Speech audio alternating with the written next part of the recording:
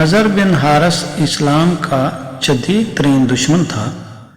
वो हुजूर नबी करीम अलैहिस्सलातु वस्सलाम की मुखालफत में इस हद तक बढ़ा हुआ था कि जब हुजूर सरकार दो आलम सल्लल्लाहु अलैहि वसल्लम किसी मजलिस में तशरीफ़ फरमा होते और लोगों को अल्लाह ताला के दीन की तरफ बुलाते, कुरान हकीम की तलावत फरमाते, कुरैश को इन अजाबों से डराते जो पहली उम्मतों पर आ चुके हैं।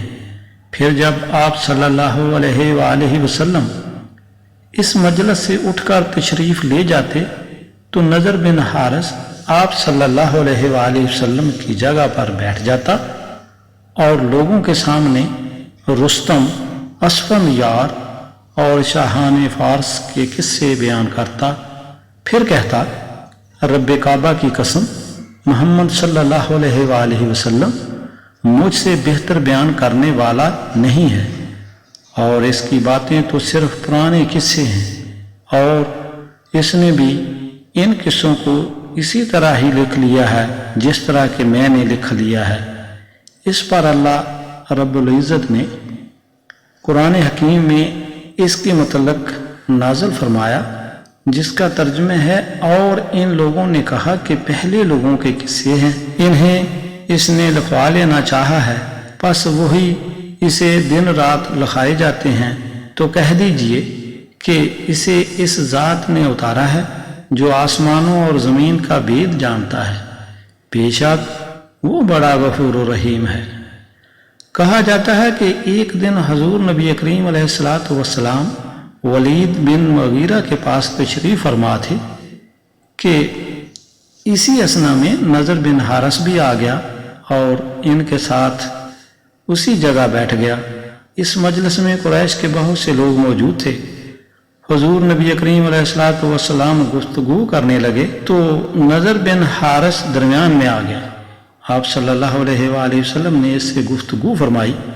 फिर आप सल्लल्लाहु अलैहि वसल्लम ने उसे और इन सब को कुरान हकीम की ये आयत मुबारका सुनाई, जिसका तर्जुमा है, बेशक तुम अल्लाह को छोड़कर जिसकी पूजा करते हो वो जहन्नम का ईंधन है, तुम इसमें जाने वाले हो।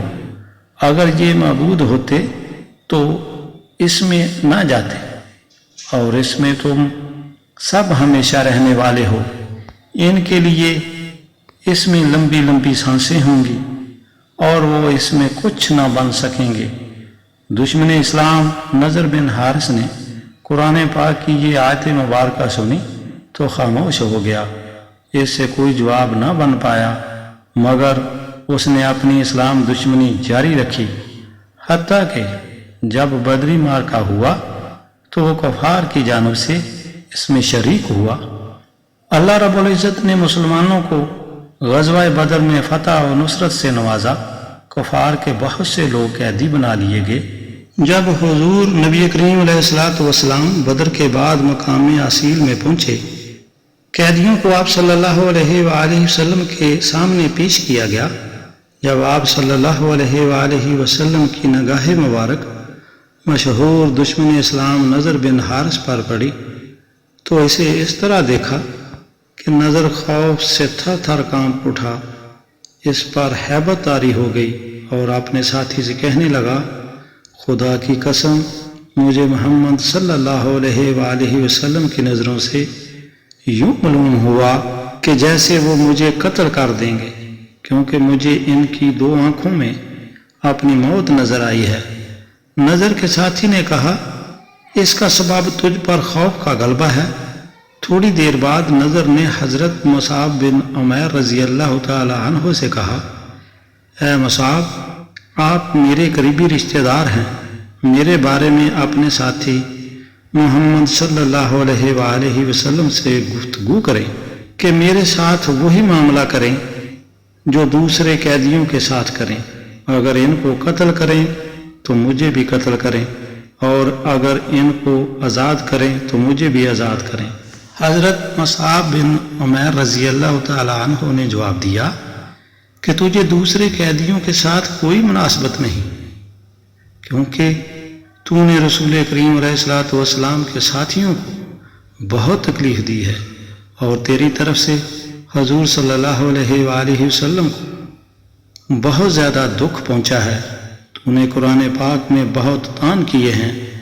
حضرت مصعب بن عمیر رضی اللہ تعالی عنہ کا یہ جواب سن کر نضر بن حارث نے کہا، خدا کی قسم، اگر قریش تمہیں قیدی بنا لیتے اور میں زندہ ہوتا تو کسی شخص کو تجھے قتل نہ کرنے دیتا۔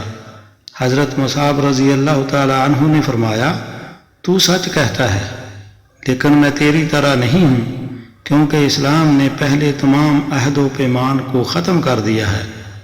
حضور نبی کریم صلی اللہ علیہ وآلہ وسلم نے فرمایا کہ نضر بن حارث کو قتل کر دیں۔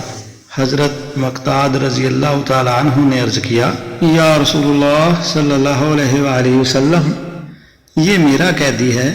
اس پر نبی کریم صلی اللہ علیہ وآلہ وسلم نے دعا فرمائی، یا اللہ، مقداد رضی اللہ تعالی عنہ کو اپنے فضل سے بے نیاز کر دے۔ پھر فرمایا، اے علی رضی اللہ تعالی عنہ، اٹھو اور اس کی گردن اڑا دو۔ حضرت علی رضی اللہ تعالی عنہ نے اس ارشاد پر فوراً عمل کیا اور نضر بن حارث کو قتل کر دیا۔ حضرت قتیلہ رضی اللہ تعالی عنہ نضر بن حارث کی بیٹی تھی اور اسلام قبول کر کے ایمان کی دولت سے مالا مال ہوئی تھی۔ جب ان کو اپنے باپ کے قتل کا علم ہوا تو انہوں نے چند شعر اپنے باپ کے غم میں لکھے اور ایک روز وہ اشعار حضور نبی کریم علیہ الصلوۃ والسلام کی بارگاہ میں پڑھے۔ ان کو سن کر حضور صلی اللہ علیہ وآلہ وسلم پر رقت طاری ہو گئی اور آپ کی مبارک آنکھوں سے آنسو جاری ہو گئے۔ جزاک اللہ۔ ناظرین، چینل کو سبسکرائب کر دیں تاکہ نئی آنے والی ویڈیو سب سے پہلے آپ تک پہنچے۔ جزاک اللہ۔